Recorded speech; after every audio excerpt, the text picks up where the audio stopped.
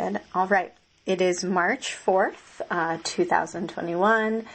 This is Mary speaking with Kim. And Kim, if you don't mind sharing your name, your title, and your organization, that would be great. Happy to do so. My name is Kim Belche. I'm Executive Director of First 5 LA. Wonderful. Thank you. So the first question we have is to understand a little bit more about your relationship with the LA Partnership. First 5 LA, I believe, is a founding or close to founding member of the partnership. I joined First 5 LA in 2013, late 2012,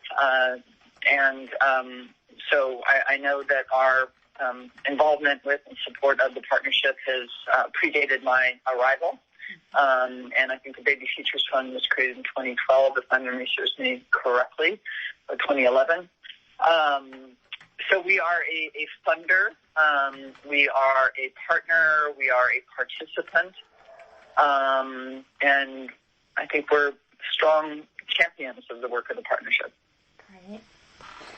And so with that historical perspective that you've had, as well as kind of First 5 LA, but directly from your point of view, in what ways would you say that the LA Partnership has evolved in the time since you began working with them?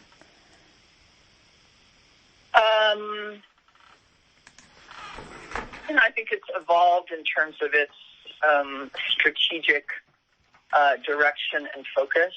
I think it's, in that regard, less about funding services and more about engaging in systems change. I think it's evolved in terms of, as a result, it's evolved in terms of its role. It's not just a collector of funding from a number of different philanthropies and then distributing those dollars. But plays more of an educator, convener, connector role. I think it's evolved in terms of its internal capacity. It still has a limited staff, but it has more internal capacity than it has in the past. And I think it's evolved in terms of its positioning of itself in the early childhood development space to really leverage its relationships and experience working across sectors, particularly the public sector, county agency leaders and systems, and philanthropic sector. Okay. So I think it's been leaning more into that role in recent years. Great. Thank you for that. So in the survey we recently sent out to partners and grantees, we asked about what people thought the LA Partnership's secret sauce or superpower is. Can you share more about what you think that is, that superpower, and kind of what they do best from your perspective? Yeah. I'm not entirely sure what their superpower, the partnership's superpower is. I think one of the evolutions of the past 3 to 5 years has been, kind of an ongoing exploration of what the partnership's highest and best use is in the early childhood development field and space. What differentiates them?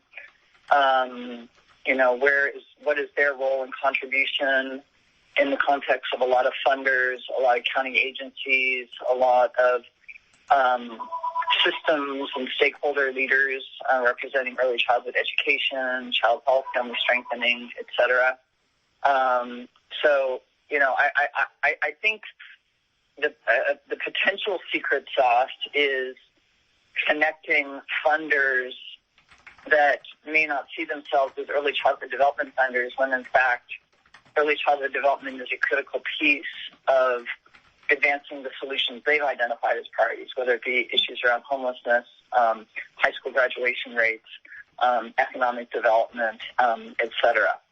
So I think the partnership has a lot of potential to complicate in a very productive way the thinking of philanthropy that doesn't see itself as part of an early childhood development ecosystem, when in fact, they are and could see the partnership's value in advancing their non-early childhood development goals. I think perhaps if I were to call it one thing,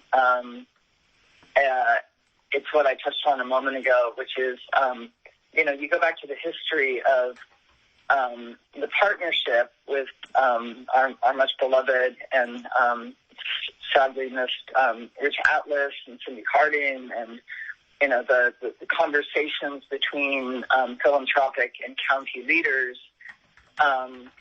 It's important that the county folks are at the partnership table. I just don't know if the partnership is leveraging the set of relationships, because the county systems, the county leaders, they're the holders of the systems the funders are trying to influence and transform to be more child-centered and family-focused.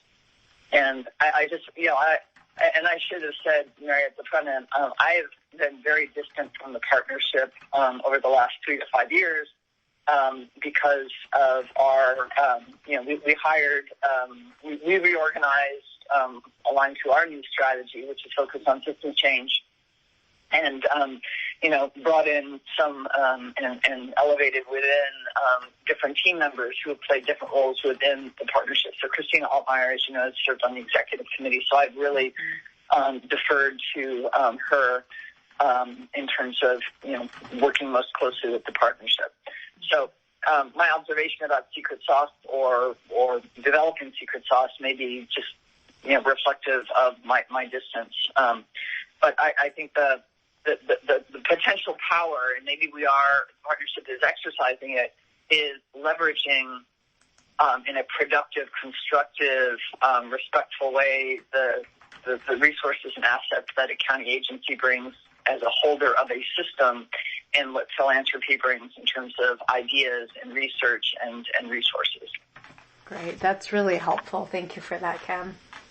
Really helpful suggestion.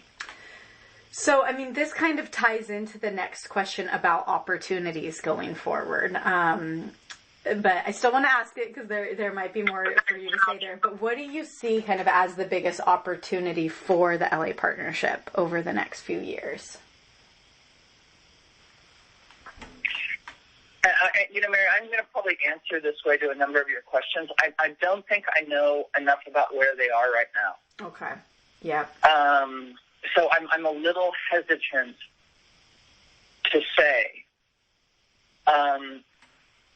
because there's specific issues in terms of strategic focus.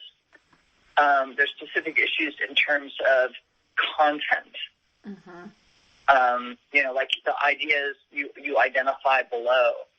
And I'm just I'm a big believer in, what's most important is the partnership, as with any organization, being super clear about its strategic direction and focus.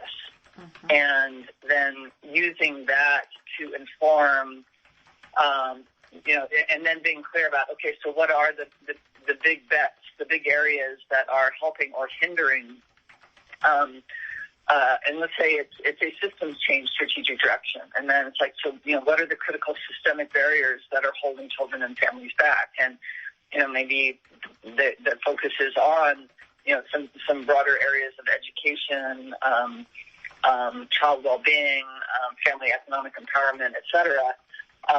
But it's like before you can jump into dual language learners, or as one example, it's like, are we clear about our overall strategic direction and focus? Are we clear about the role or roles that the partnership brings?